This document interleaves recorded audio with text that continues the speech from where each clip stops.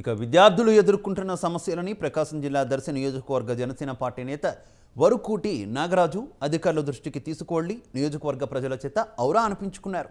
కురిచేడు మండలం గంగదొనకొండ నుంచి పొట్లపాడు ఉన్నత పాఠశాలకు రోజు 100 మంది విద్యార్థులు ఆర్టీసీ బస్సులో వెళుతుంటారు. ఒకసారి ఆర్టీసీ బస్సు సర్వీసులు అధికారులు రద్దు చేశారు. దీంతో విద్యార్థులు 4 కిలోమీటర్లు నడుచుకుని వెళ్లడం తీవ్ర ఇబ్బందిగా మారింది.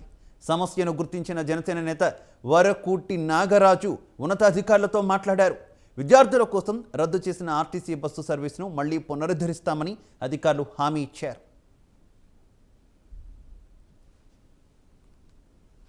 అందరికీ నమస్కారం.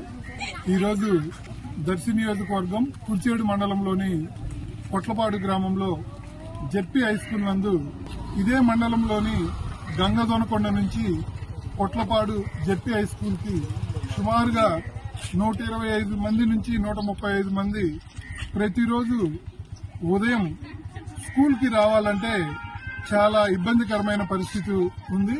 అలాగే సాయంత్రం స్కూల్ వదిలినమ్మటే స్కూల్ నుంచి ఊరికి వెళ్లాలంటే వెళ్లడానికి ఈ 2 కిలోమీటర్ల డిస్టెన్స్ అనేది ఎంతో రిస్కీగా జరుగుతుంది.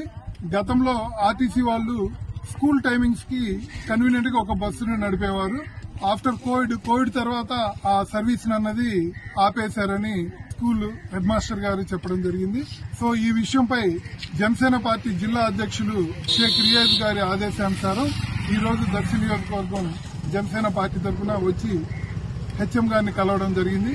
అలాగే రేపు పొదిలి డిపో మేనేజర్ గారితో కూడా కలిసి ఈ సమస్యపై వెంటనే పరిష్కరించవలసిందిగా సంబంధిత అధికారుల దృష్టికి తీసుకెళ్లి మేము ఈ సమస్య పరిష్కార దిశగా చూపుతామని జనసేన పార్టీ